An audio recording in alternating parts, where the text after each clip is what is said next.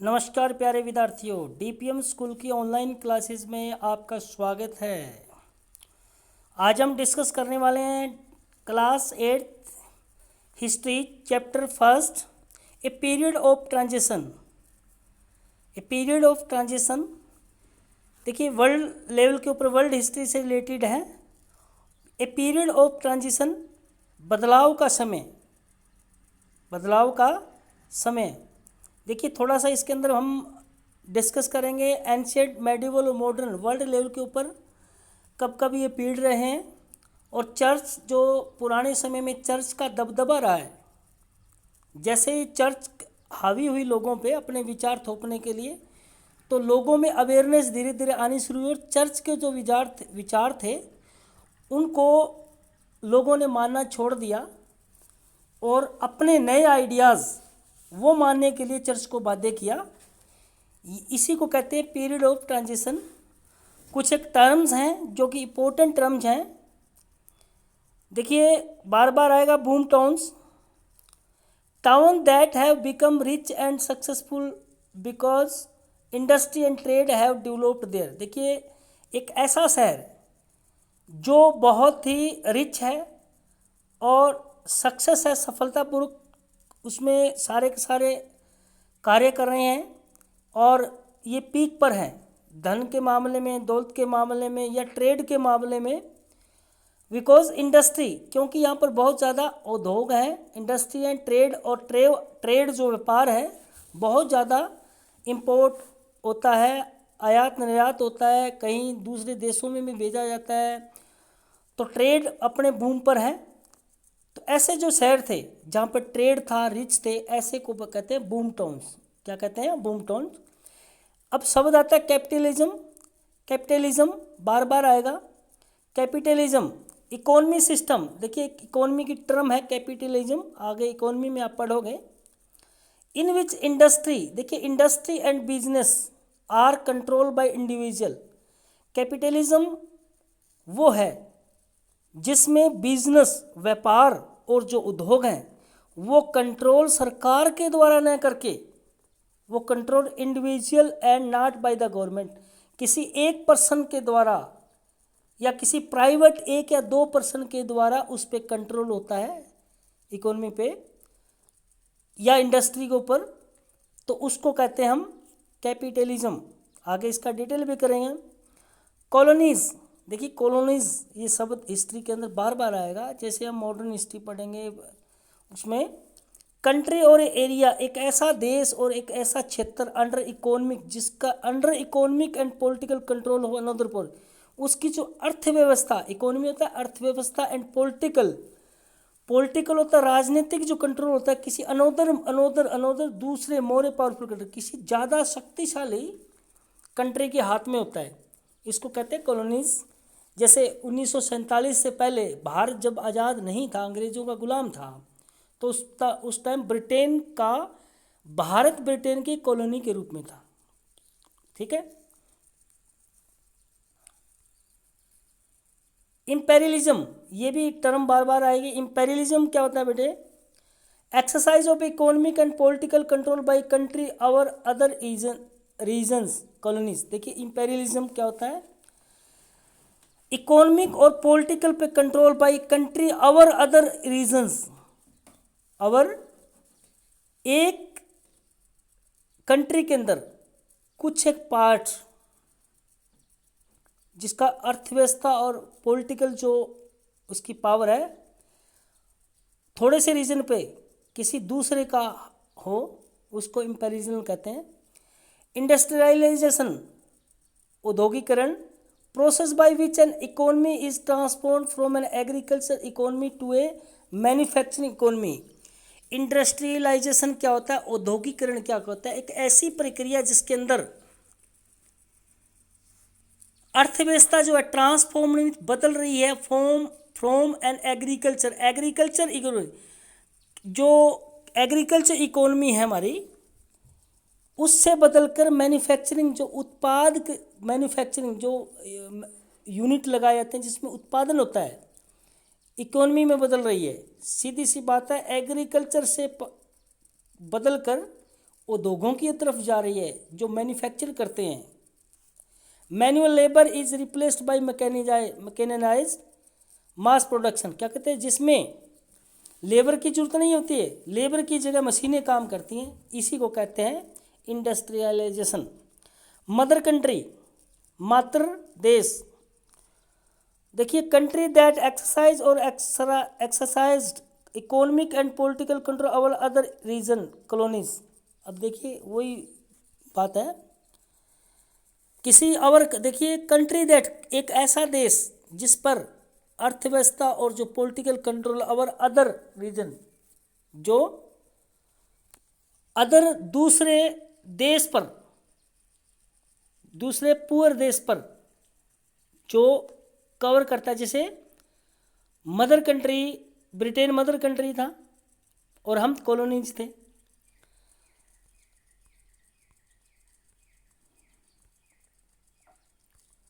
देखिए history has been divided into 3 period. देखिए ये हिस्ट्री 3 पीरियड के अंदर डिवाइड की गई है। पहला एंशियंट जो प्राचीन हिस्ट्री है, मेडिवल मध्यकालीन हिस्ट्री,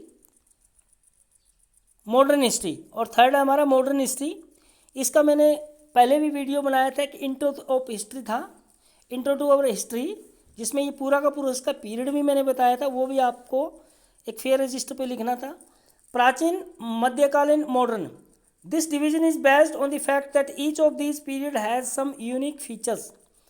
इन हिस्ट्री को हमने 3 भागों में बांटा है क्योंकि हर जो हिस्से की थी ना, एंशियंट की अलग यूनिक फीचर थी, एक विचित्र विशेषताएं थी, मेडिकल की अलग विशेषताएं थी और मॉडर्न की अलग अलग विशेषताएं थी। That different it from the other period, each period is full in itself. Each period, प्रत्येक जो पीरियड है अपने आप में पूर्ण है।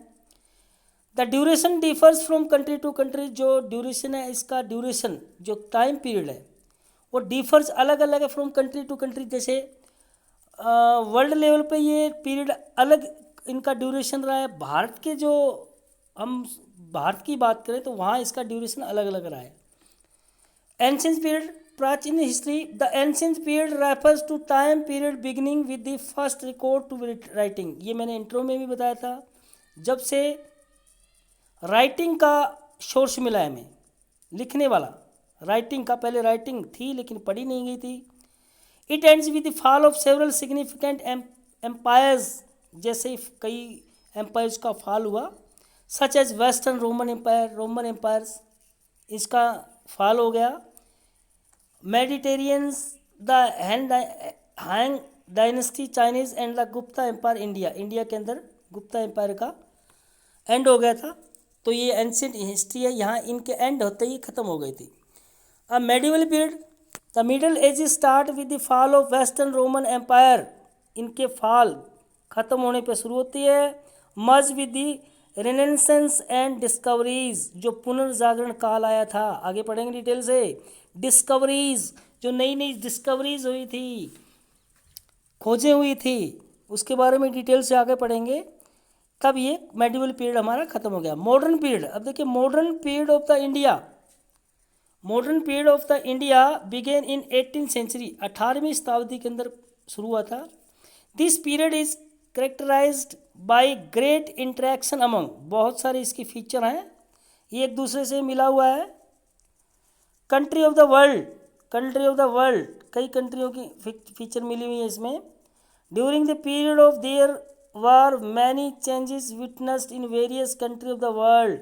देखिए ड्यूरिंग दिस पीरियड, ये जो मेडिवल पीरियड है ना, इस पीरियड के अंदर देयर वर मैनी चेंजेस, बहुत कुछ बदलाव आया in various countries of the world, in various country of the world, world level पे। India was also affected by these changes, India पर भी इसका अफेक्ट हुआ, जो चेंजेस हुए ना इसका इंडिया पर भी। अब चेंजेस क्या हुए थे वो हम नेक्स्ट पैराग्राफ में पढ़ेंगे इसके। Hence it is important to study these changes and understand their importance. अब जो चेंजेस हुए थे, इम्पोर्टेंट चेंजेस हुए थे, उनकी स्टडी करना जरूरी था, इनको समझना बहुत ज़रूरी था। इम्पोर्टेंस, क्योंकि ये इंडिया के लिए इम्पोर्टेंस था।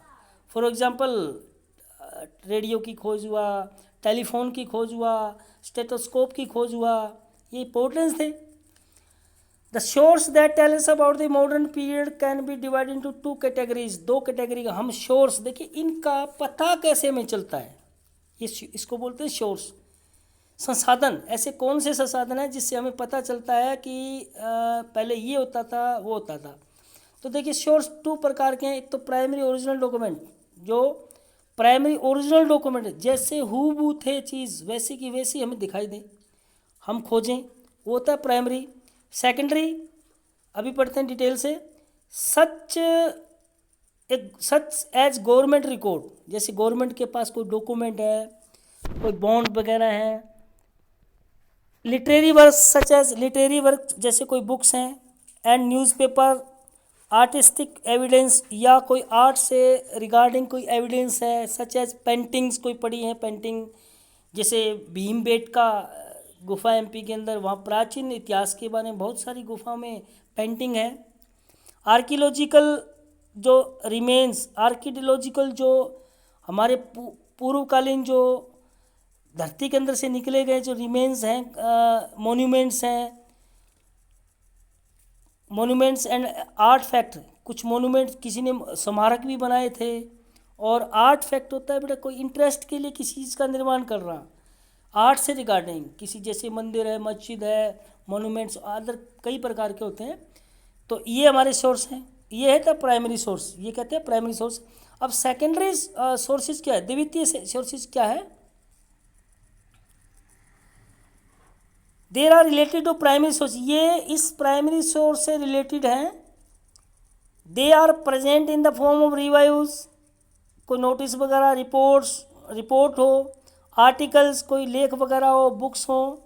दे are made available to use only after historian study, they are made available, वो हम नहीं यूज़ कर सकते ना पढ़ सकते हैं, ये मात्र हिस्टोरियन जो हिस्ट्री के व्याख्याता हैं, हिस्टोरियन है, पुरातात्विक जो पर्सन है उनके लिए स्टडी के लिए हैं, ये प्राइमरी सोर्स कहे जाते हैं। And give their views on them, और ये जो हिस्टोरियन है इन पे व्यूज़ देते हैं, नई नई खोजें करते हैं इनके माध्यम से, ये होते हैं हमारे सेकेंडरी द्वितीय। रेनेसेंस एंड रिफॉर्मेशन, देखिए ये दो टर्म वर्ल्ड हिस्ट्री से रिगार्डिंग वेरी वेरी इंपॉर्टेंट है। रेनेसेंस एंड रिफॉर्मेशन, रेनेसेंस है पुनर्जागरण का काल, और रिफॉर्मेशन सुधार, जब सुधार होने लग गया था हमारी सोसाइटी के अंदर, उससे रिकॉर्डिंग है। जॉर्ज वेसरी ने सबसे पहले रेनेसेंस का यूज़ किया था। Renaissance is a French word, देखिए फ्रेंच वर्ड है, renaissance A French word that means rebirth, दोबारा जन्म होना या पुनर्जागरण।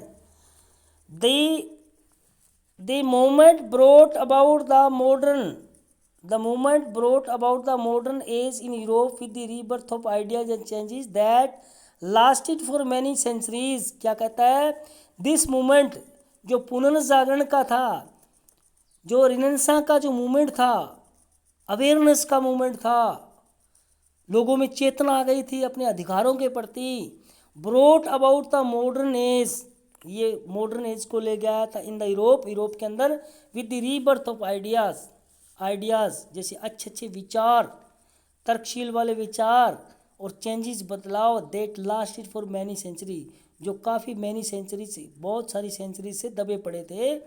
This period in Europe history from the 14th century to 17th century is regarded as the cultural bridge between the middle and the modern history, क्या कहता है, this period, अब Europe के अंदर 14वीं शताब्दी से लेकर 17वीं शताब्दी तक ये जो पीरियड है, ये कल्चरल ब्रिज बिटवीन, ये कल्चरल सांस्कृतिक पुल का निर्माण करता है, किस किस के मध्य है, between middle and the modern history, middle मध्यकालीन हिस्ट्री और मॉडर्न हिस्ट्री के बीच में ये 14वीं और 17वीं शताब्दी के बीच का जो कल्चरल है, एज ए पुल का काम करता है।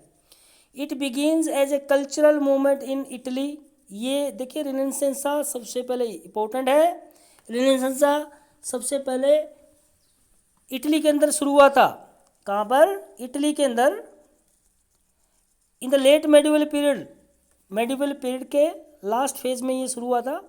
And then spread in the rest of Europe, जो बाद में यूरोप में फैल गया, marking the beginning of the early modern age, जो अर्ली मॉडर्न एज आते आते ये पूरे यूरोप के अंदर ये जो रेनेसांस मूवमेंट है ये फैल गया, पुनर्जागरण का, रीबर्थ का जो मूवमेंट है ये फैल गया।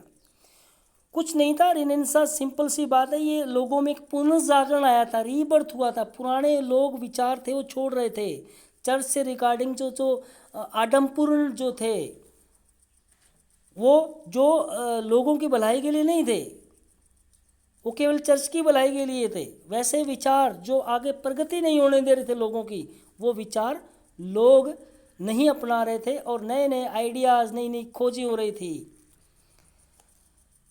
Renaissance encourages people to think, renaissance पुनर्जागरण ने फोकस क्या किया, क्या जोड़ दिया, लोगों को सोचने के लिए भी सोचिए। यूज रीजन, अपने विवेक का इस्तेमाल करिए, तार्किक अक्षमता का विचार करिए। Rather than believing in the church blindly, rather that believing in the church blindly, इसकी अपेक्षा की आप चर्च को अंधाधुंध इसका विश्वास करो, इसके बातों पे। This witness the development of the scientific method, इससे क्या हुआ, लोगों में डेवलपमेंट हुआ, थोड़ा सा इंक्रीमेंट हुआ, इंक्रीज हुआ, प्रगति हुई ऑफ साइंटिफिक मेथड, लोगों के जो साइंटिफिक मेथड से सोचने की। लर्निंग बाय ऑब्जर्वेशन, ऑब्जर्वेशन, तर्क वितरक, क्वेश्चनिंग, प्रश्न पूछकर, एक्सपेरिमेंट करके, एक्सपेरिमेंटेशन करके। It was a new age of discovery, ये एक नई एज थी डिस्कवरी की, बहुत सारी इसमें खोजें हुई थी। गैलीलियो गैलीली की पोर्टेंट साइंटिस्ट है जिसने टेलीस्कोप का आविष्कार किया। टेलीस्कोप का आविष्कार किसने किया, गैलीलियो गैलीली ने किया, जिसको चर्च ने इस पे मुकदमा भी चला दिया था। जब इसने टेलीस्कोप का किया था ना आविष्कार, तो चर्च ने इसमें मुकदमा चला दिया था, क्योंकि ये गैलीलियो गैलीली है, नए नए विचार लोगों को बता रहा था। रेने डेकार्ते फ्रांसीसी promoted a new view of astrology, astrology के बारे में, खगोल विज्ञान के बारे में नए नए आइडिया बताए, एंड मैथमेटिक्स के बारे में आइडिया बताए, that challenge the old idea, जिन्होंने ओल्ड आइडियाज़ को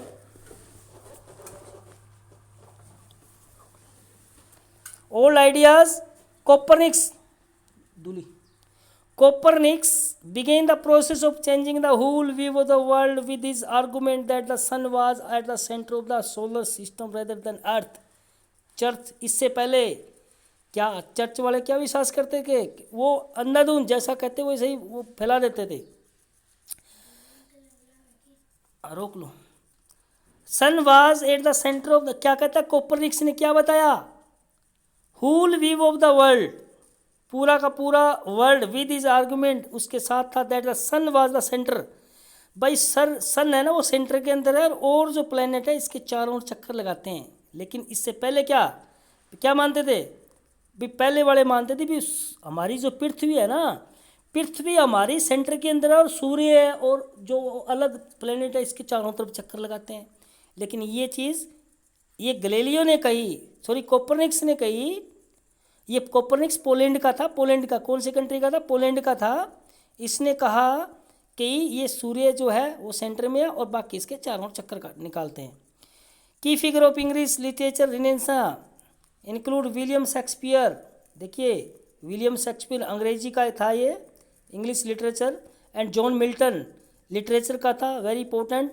William Byrd music, and William Tyndale translated the Bible into English, ये कर लीजिए, इंपॉर्टेंट है। टेंडेले, विलियम टेंडेले ने बाइबल का इंग्लिश में अनुवाद किया। ये भी कुछ रिनेसांस में भाग लेने वाले थे, इन्होंने भी अपने लेख के द्वारा, पोइम के द्वारा, अपने जो भी लिटरेचर लिखा उनके द्वारा लोगों में अवेयरनेस लोगों में किया। ये Shakespeare, William Shakespeare, John Milton. Reformer is a term taken from Latin word, देखिए सेकंड रिफॉर्मर है, सुधारवादी आंदोलन, मीन्स रिस्टोरेशन, रिस्टोर करना, अच्छे विचारों को रिस्टोर करना। It brought A